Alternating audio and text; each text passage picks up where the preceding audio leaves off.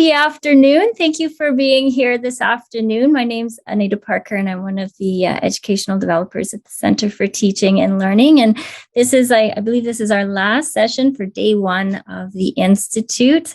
Thank you to Dr. Brookfield, or as Stephen as he likes to be called, for getting us started, and for Krista for your great session. And I will finish off the day with this session that is entitled Effective Pedagogy Using New eClass Tools, 2 Strategies for Increased Reading Engagement. So the purpose of this session is twofold, really. First of all, to overall connect active reading as an example of a strategy to engage students in learning. And second, I'll be showcasing 2 new eClass tools. I'm not going to delve into a really detailed how-to of these tools, but just to showcase their potential and hopefully pique your interest for using them in your courses, and then to direct you of where you would go to learn more about how to bring them into your courses. So I thought, while Krista was presenting, she presented a I Am From poem, and Dr. Brookfield presented an I Am From poem. So I frantically dug up my notebook from about a month ago, because I had one in there as well, that we did in an in-house PD session. And it is really a neat way to say, here, I already said, my name's Anita Parker, here's where I'm from. But now here is what this is where I was from at least a month ago in this PD session that I attended. I am from grape Kool-Aid, garden carrots, and long coiled telephone cords. Do you remember those? You'd have to pull them all through your house. I am from today is the day to be alive. That's something my mom still says every day. And Skinnamarink Dinky Dink. There was lots of singing that went on in my house as a child. I am from summer sprinklers on the rich green front lawn. So Dr. Brookfield did in his presentation, he did say that where you could find more about how to maybe integrate that into your class, kind of a neat idea to start out a class. All right, here are our learning outcomes for today. By the end of this session, it is my hope that you as participants will be able to describe the connection between active and collaborative learning and student engagement, to identify active reading as an example of active and potentially collaborative learning, to explain the ingredients of annotation as an active reading strategy. That's one of the specific ideas we're going to get into, annotation.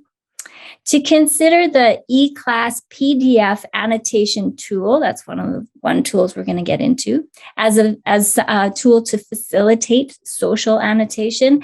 And lastly, to consider the second tool, the eClass H5P tool. It's not a new tool per se, but it's new to our fingertips in the eClass environment for creating structured reading guides. It's just one application that I intend to share for you. So those are our learning outcomes for today. But this image is more of a roadmap, or the scaffolding that I want to take our session through. So we're going to start with the orange. The orange is the importance of engagement in learning. That seems pretty intuitive. We want our students to be engaged. This will be very brief and contextual. Then we're going to move up to yellow, which is active and collaborative learning as a way to foster engagement. Again, it'll be brief and contextual. Then we move up to green, where active reading is an example of active and potentially collaborative learning. And then annotation, I have the word annotation there as well, because that's the annotation in general, and then social annotation as a strategy. And then into gray, the social annotation tool within eClass, and then the reading guides. I'm going to try and hook it up with the H5P. So this is the roadmap for our session today. So what's the big deal about engagement? Engagement is a broad concept that has been prominent in educational research and literature for more than 70 years. It's usually used in the context of individual effort and involvement in learning activities and processes. But bottom line, engagement is connected to positive outcomes for students. We want our students to be engaged so that they can reap positive outcomes from their efforts. Consider this quote from George Koo from the 2009 National Survey on Student Engagement. I've added bullets for readability, but it's a pretty well-known quote, kind of lengthy, but let's work through the bullets together. He writes, "The engagement premise is straightforward and easily understood. The more students study a subject, the more they know about it. The more students practice and get feedback, there's your active learning, from faculty and staff members on their writing and collaborative problem solving, the deeper they come to understand what they're learning. And the more adept they become at managing complexity, tolerating ambiguity, and working with people from different backgrounds or with different views." So I like that quote because it feels like through keeping our students engaged, it sounds like we're just going to change the world, one student, one active learning experience at a time, one engaged student at a time. The report doesn't just stop at the student. This quote is in the report as well. Connecting engagement at the institutional level. Student engagement is important for institutions to keep in mind. And it's from Pasquarella and Terrazzini. It's included in that 2009 national survey. Because individual effort and involvement are critical determinants of college impact, institutions should focus on the ways they can shape their academic, interpersonal, and extracurricular offerings to encourage student engagement. So it's beyond the classroom. So here's where we're at. Engagement is important. That's the orange. Let's move up to the yellow and green. Yellow, active and collaborative learning fosters engagement. Green, active reading is an example of active and potentially collaborative learning. One more quote from the report. For the connection between engagement and the connection between engagement and active learning. Students learn more when they are intensely involved in their education and are asked to think about what they are learning in different settings. Collaborating with others in solving problems or mastering difficult material prepares students for the messy, unscripted problems they will encounter daily, during, and after college. So in other words, active learning is authentic. It's not just something fun to do while students are in their university courses. It is a skill building for their future lives after university. Authentic. Active reading, that's where we're going today, is an example of active learning. It refers to a bunch of mental processing strategies that anyone who's reading, you or students, that things we do to comprehend and make meaning from text. So here's what happens when you read. And my apologies to the biologists and neuroscientists in our room. I'll do my best here. When you see something on paper or on a screen, ink on paper, the image of the text travels in the form of light to your eye. And at the back of the eyeball, this light stimulus gets transformed into an electrical signal that goes via the optic nerve to the occipital lobe at the back of the brain. But of course, it's way more than this. What you don't just see, again, ink on paper. When it gets to the occipital lobe, it becomes entangled in our knowledge construction and memory processes of our central nervous system. And I'll stop any attempts at neuroscience there. But you get the point. Text is more than what we see on paper or on a screen. Here's some things that you do while you read. Predicting, making connections, contextualizing, critiquing, plotting, how to use new information and insights, etc. And here's a list of some active reading strategies, ones that we're not going to go into today. Previewing, where you notice headings and subheadings. You kind of just step back and look at the text as a whole. Chunking, you break it into more manageable pieces. Referencing, maybe you pull out your dictionary or your thesaurus, or you do a few quick Google searches on the side. Diagramming, reading is very linear. And maybe you're someone who, when you're reading something linear, you got a piece of scrap paper beside you or in the margins, you're drawing a map of what you're reading, trying to make these connections between the points. And paraphrasing, stepping back and putting things in your own words.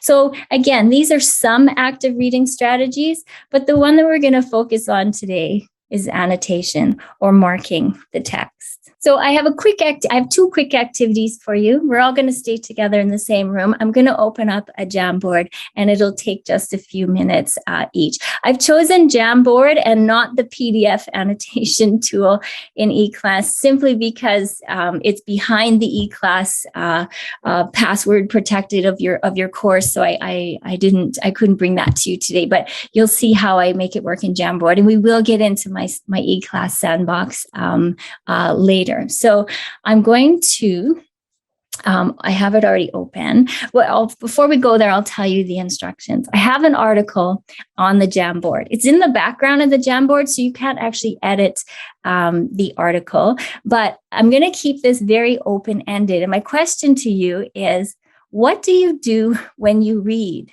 Do you have a highlighter in hand? Do you put stars by things? Do you put arrows, or do you make little notes in the margin? I just want to know what happens when you read, and I have no other instructions. So I'll get out of that. Let me move this down so I can see beyond my Zoom controls. So here is the I'm not going to put the link in quite yet into the chat. I will in a moment, but I just want to show it to you first. This is activity 1. What do you annotate? And you can see the article I have here. It's 3 pages long. They're just screenshots that I've put in at the back.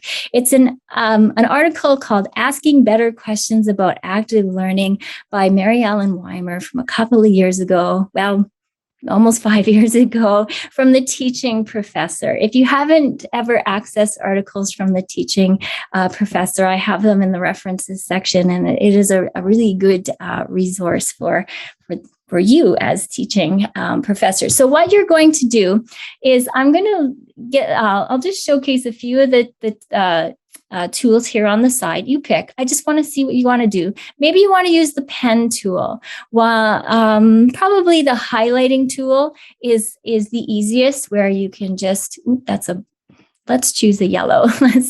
Let's use a yellow highlighting instead. I can go in and I can erase that. So if you feel like you didn't want to do that, a sticky note.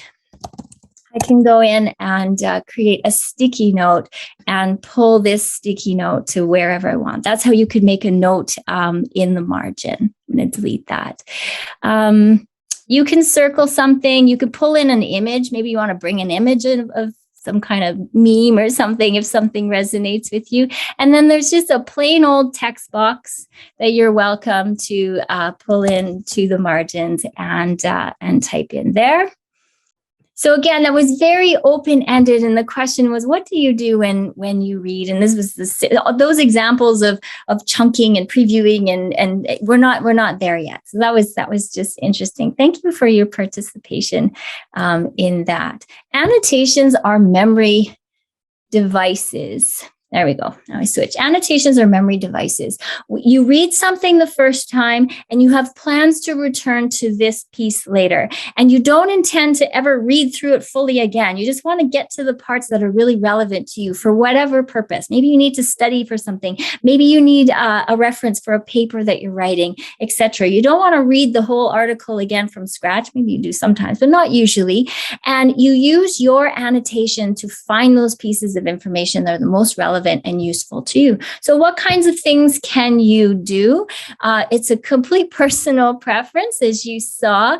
Maybe you like to highlight circle, underline, stars, arrows, numbering, some kind of symbols alongside the text, margin notes, those could be words or drawings, and maybe you like to use different colors. We didn't see just all yellow on that screen, the usual highlighting color. We saw different colors on there. Complete personal preference. However, let's go through them a little bit. We'll do highlighting and circling first. Highlighting or circling works well for things of the highest importance, keywords or phrases of the highest importance.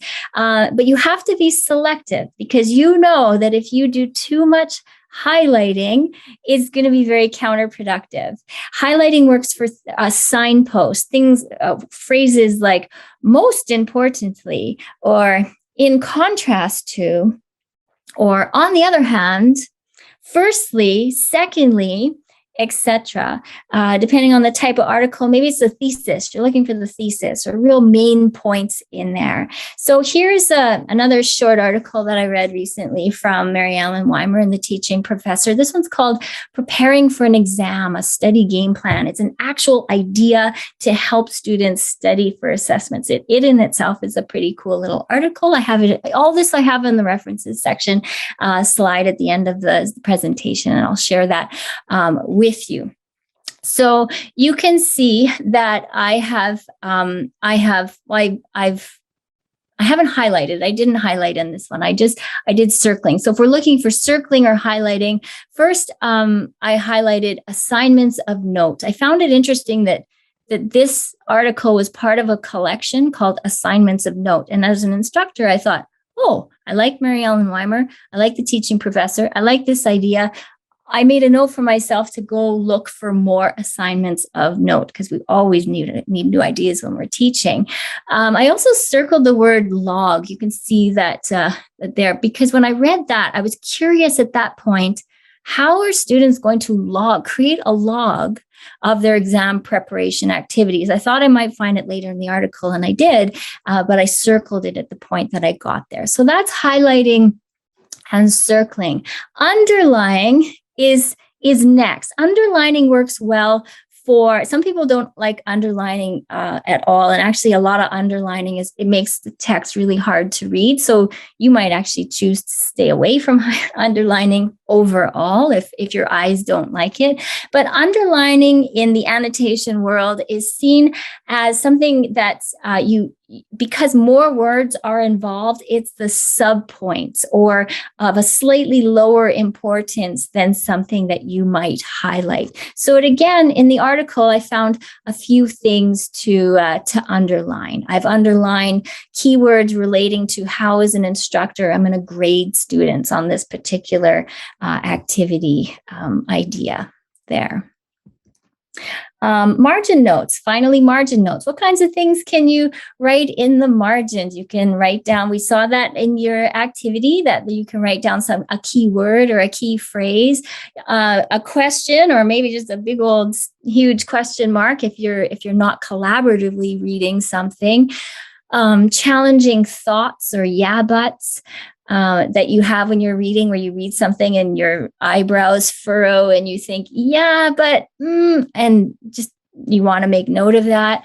Numbering, organizing points, examples. Remember, linear text is very linear. So we're trying to take the meaning off the page and sort it out in a less linear manner. Maybe some paraphrasing and maybe some visual representations there. So you can see this in this this is the last one here for you. I've done some numbering of the components, and I actually had 2 questions along the way. Now, again, I was reading this article for myself. If I was collaboratively reading or doing a shared reading activity, I wouldn't just put medium ? Format ? I would actually formulate an actual question, and hoping that one of my reading colleagues would answer my question, because that's why we share our reading experiences.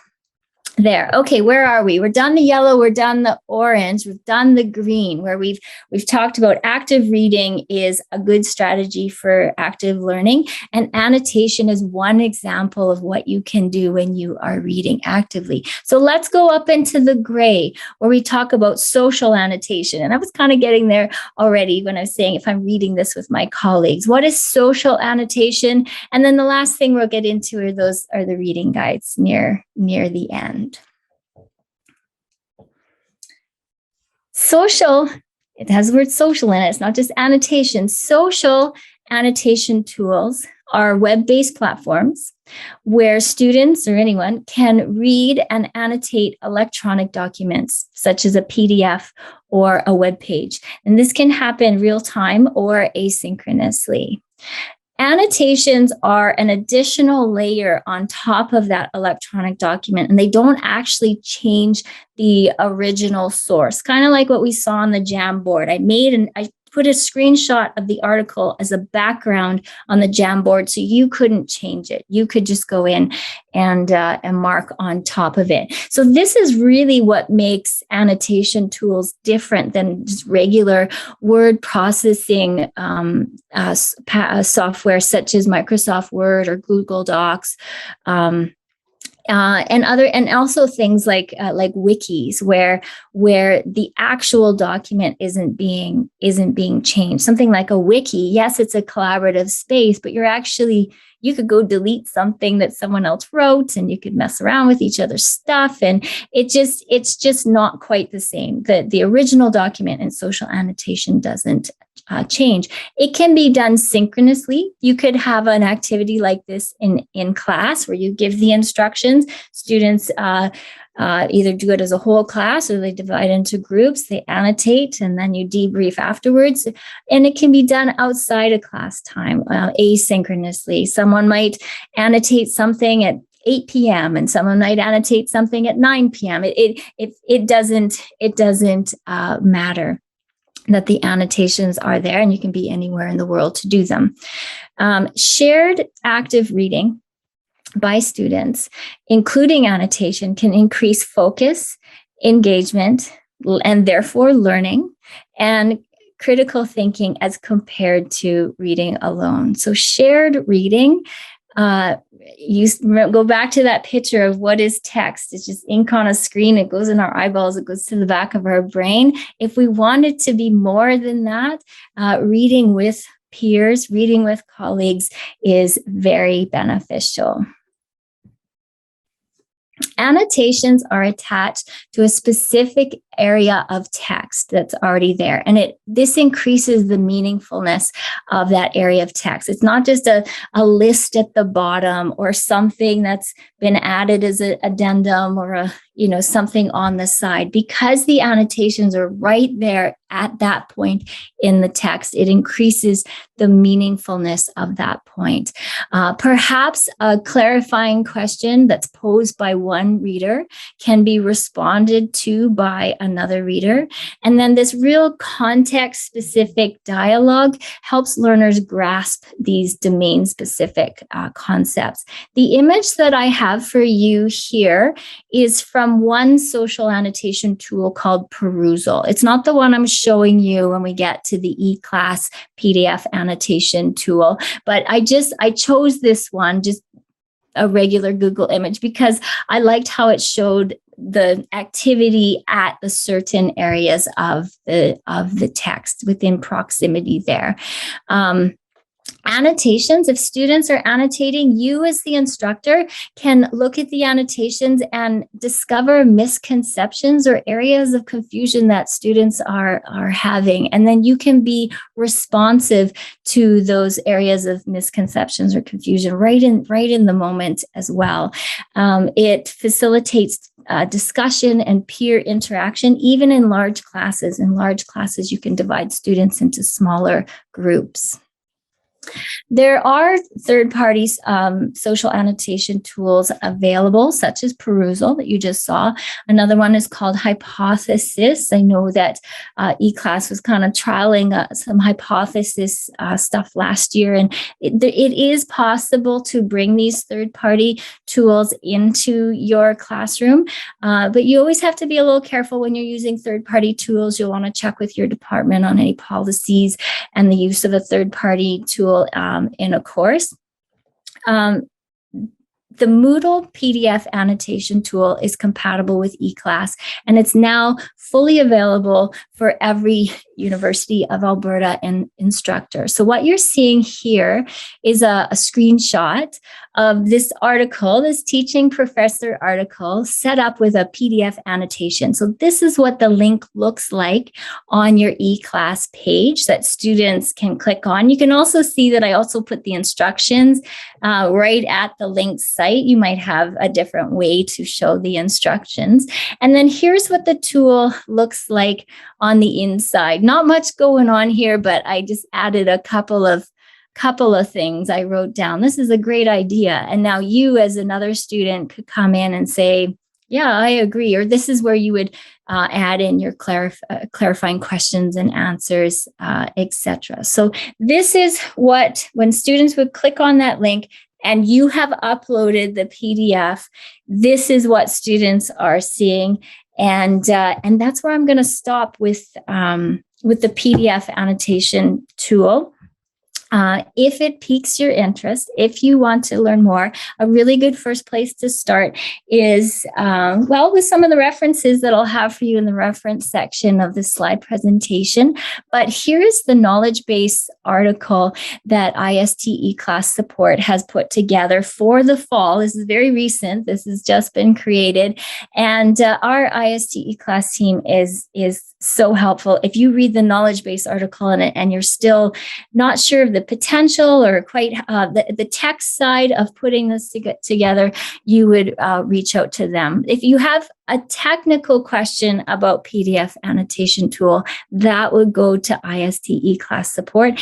If you have a question about the pedagogical side of it, that's something that I can help you with, that our educational development team can help you with. So reaching out to CTL for a consultation on that. So if this is interesting to you and you think, I see its potential, let me think about it more, here's where you would start with that. Social annotation, anything new, including social annotation, it's a skill to be developed by both you as the instructor, unless you just happen to have done a lot of it.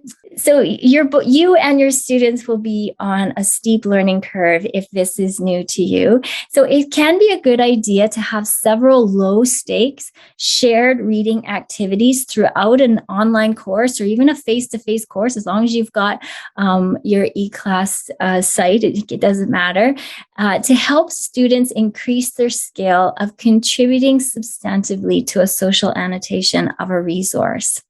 You as the instructor can scaffold the activities by providing clear guiding questions and prompts and assessment criteria. Students will want to know, what are you expecting them to do, and what is an example of a good social annotation.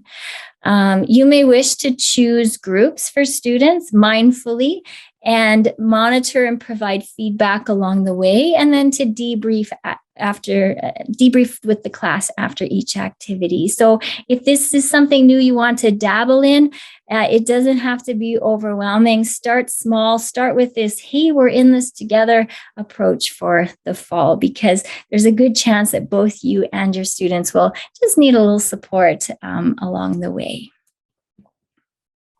A few points of consideration if you are going to integrate some social annotation into your course. First of all, what's the connection between the annotation activity and your learning outcomes? This could be your learning outcome could be at the lesson level, the unit level. It could even be at the course level. So for example, I want students to be able to evaluate a literary work based on certain standards. This is a very general statement here, but if that's a learning outcome there, that first example. The second one, I want students to be able to examine technical literature and develop conclusions. So look at your existing learning outcomes that you have, and then ask yourself, is this learning outcome something that a social annotation, a shared reading activity would lead students toward this outcome? And then you know that it's a good fit. And I tried to give you a humanities example of a learning outcome and a more STEM example of a learning outcome there. It can fit in all kinds of courses. Another point of consideration, well, what do we ask students to do? Okay, ask them to put some questions or underline some things. What are some actual specific tasks that students could do? They could identify elements in a text. They could respond to certain things. If the author puts something forward and you want them to respond to it, they could share an opinion, ask a question, respond to a question, cross-reference or try and make links or connections between the different parts of the text, or with this text, and maybe you bring two pieces of it, two articles together, or more than two. Maybe you have students creating some kind of a glossary of key terms and concepts, etc. there. All right, I have a second activity for you. It's again just the Jamboard, and we're just having fun here today. So no stress. We're just going to take a couple minutes to do it. And I've tried to give you on this one an actual specific task. If you stay on task, awesome. If not, you are here as an institute attendee. So if you just want to say, "What's your favorite color?" My favorite colors. If you want to just play around, that's fine too. But what if you, as the instructor, ask something like this first question? As you're reading the article, make one connection about what's being discussed in the article about active learning and about what we've just talked about social annotation. Number two, can you ask a question somewhere? And then number three, if you see that someone has asked a question somewhere, can you, at that same point, answer their question for them? So again, stay on task with our institute-specific task, or just go in and have some fun. So I will open up that I already have it open. Here it is. Before I give you the link, I want to show you that I have done that first one. I've made a sticky note here, connecting active learning with social annotation. And I made a note here that social annotation can be both individual, where it can be just active reading. Maybe you don't want it to be incredibly collaborative.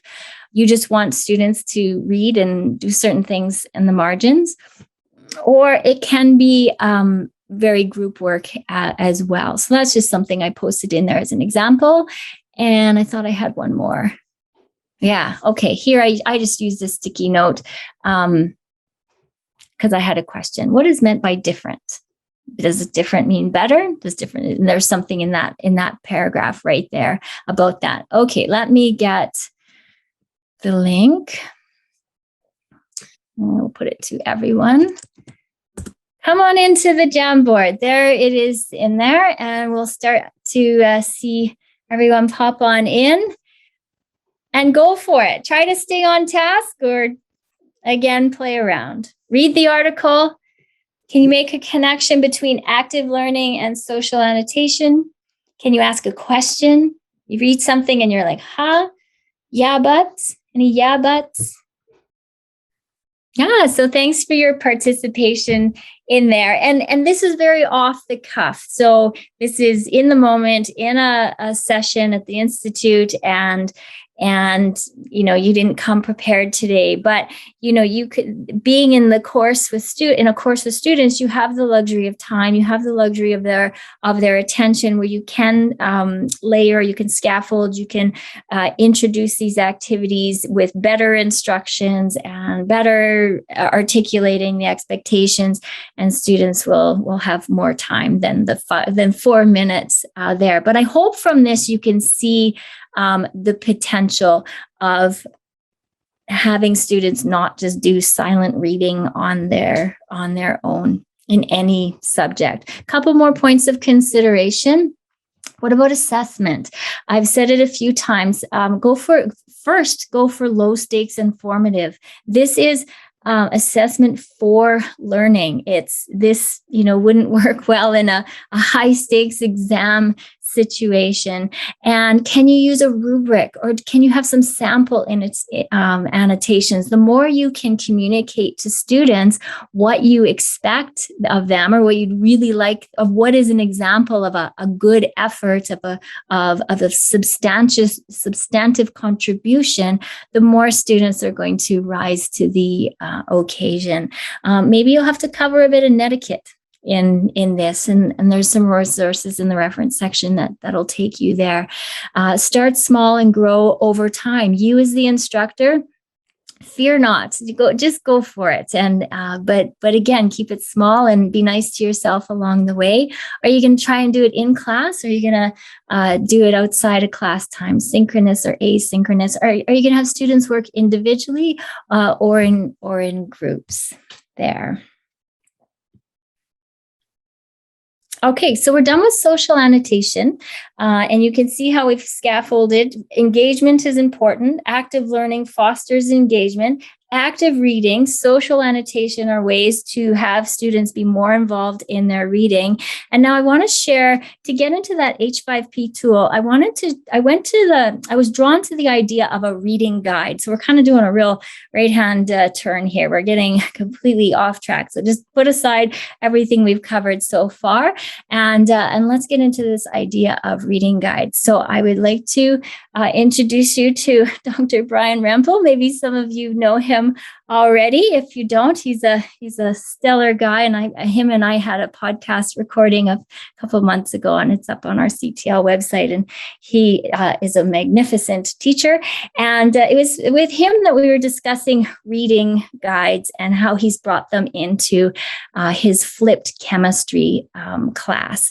He uses reading guides with his students as a way for students to navigate the textbook, because chemistry textbooks definitely can be quite onerous.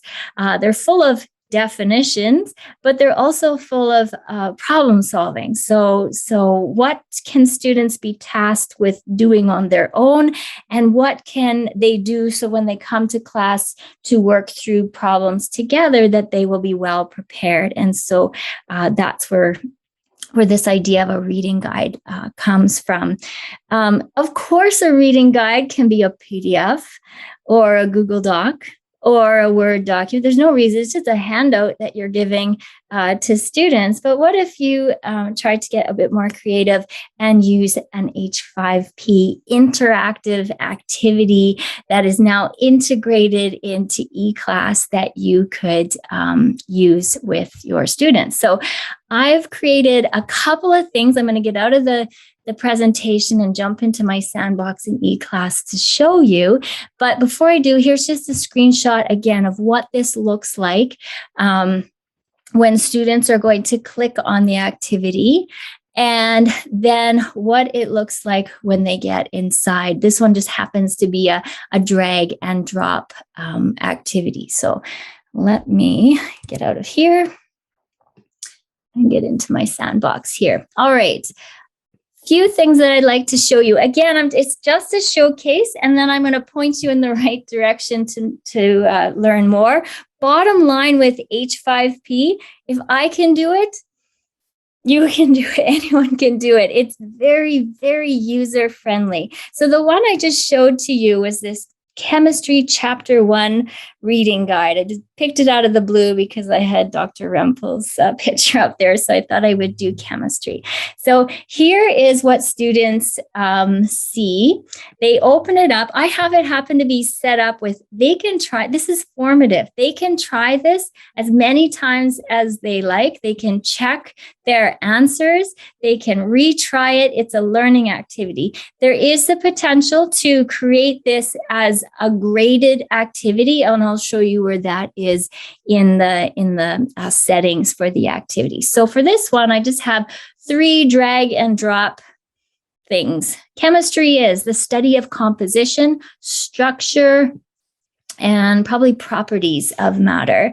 It's also the energy changes that matter undergoes, and processes. Oh no, that doesn't look right at all, does it?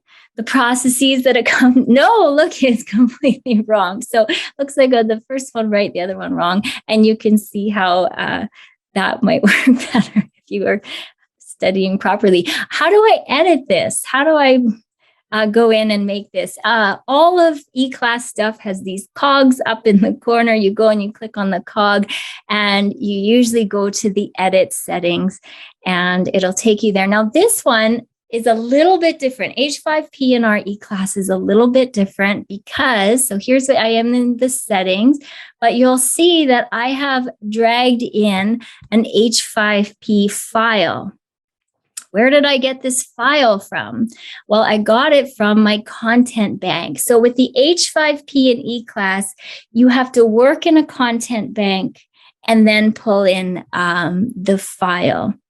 I think that's what I've figured out so far, and I'm not sure if there's any other way around that, but it works so far here. So I'm going to open up my content bank, and it opened up into a second tab in my browser. And now here's some of the things I've been playing around with so far. So the first one here is that here's this drag and drop activity. And now if I go into edit, you'll see the behind the scenes view. This is what's now looking a whole lot like H5P. And this is where it's the, if I can do it, you can do it.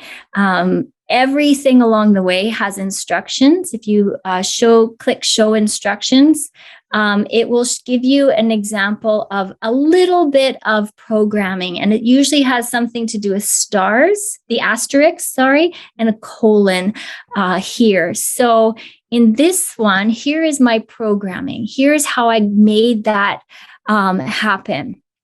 Chemistry is one. I just typed this in, the study of composition, structure. And now here in asterisk, that's the word that was taken out that students need to drag into that spot for full marks there.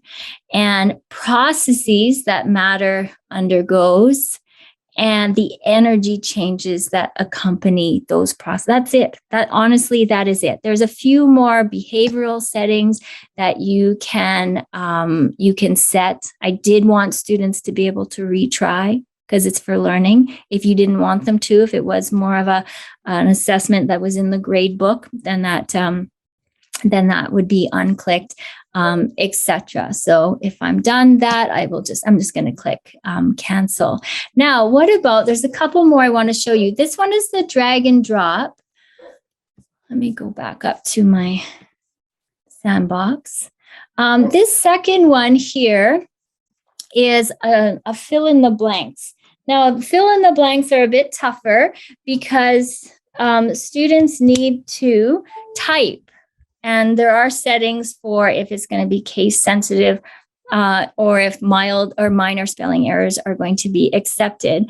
This is students studying for something in biology. And what I want to show you here is what these little eyes are. A person with Klinefelter syndrome has an extra, A, B, C, D. It has an extra what chromosome? If I click on the I for tip, there's a clue. And in this clue, I'm telling the students, is it an extra X or an extra Y? Well, I think it's an extra X, so I'm going to type in X. This recurs as a result of, here's a tough word to type, non-disjunction. When chromosomes don't separate as they should is it during mitosis or meiosis? It just happens to be meiosis, but I can't just choose it. I have to actually type it, meiosis. And now if I check that, I did get all three of those right, and I can try it there. So then maybe this is a little study guide that you create for your students to help them study for an upcoming quiz or test. Shall we see? Let's look at this in the content bank. Content bank, that's this one. the fill in the blank. So if I go into edit, you'll see the behind the scenes view. And again, there's instructions. These yellow boxes are the instructions. If I hide it, it might just feel better for the programming. If I need to show it again, I click the I to show it again. Blanks are added with the asterisk, but in front of and behind the correct word or phrase. If more than one answer is allowed, you can put in a slash. And here's where I added in the tips. If you want to add in a tip, you put in a colon in front of the tip. So you can see here a person, it's getting a little, sorry, this is quite small, probably small on your screen. A person with Klinefelter, you'll have to look close here. Here's my programming. They have an extra X chromosome. So I have an asterisk and an X and a colon. And then I have X or Y question mark and another asterisk. So that colon separates the clue for that one. So that's the learning curve. If that makes somewhat sense to you, you now can do pretty much anything in H5P. And I've shown you the fill in the blanks as well as the drag and the drop. There's one more that I want to show you on our last as we head into the end of our presentation. I want to show you one that I created quite a while ago, because remember I said H5P it's new to eClass, but it's not new. There's something that I created quite a while ago, a karyotype activity in an account that I have at a free account that I have at H5P itself.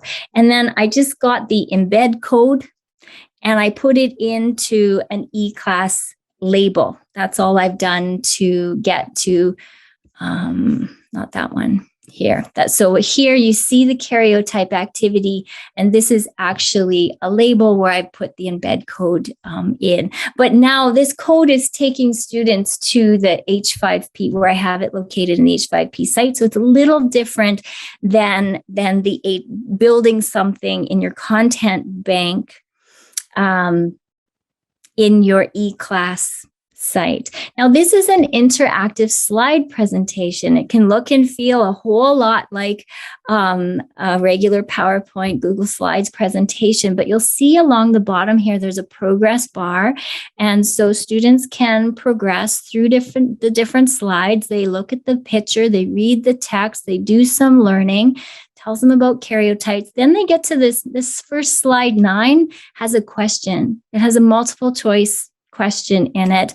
A karyotype is a picture of an individual's complete set of chromosomes, and that's right.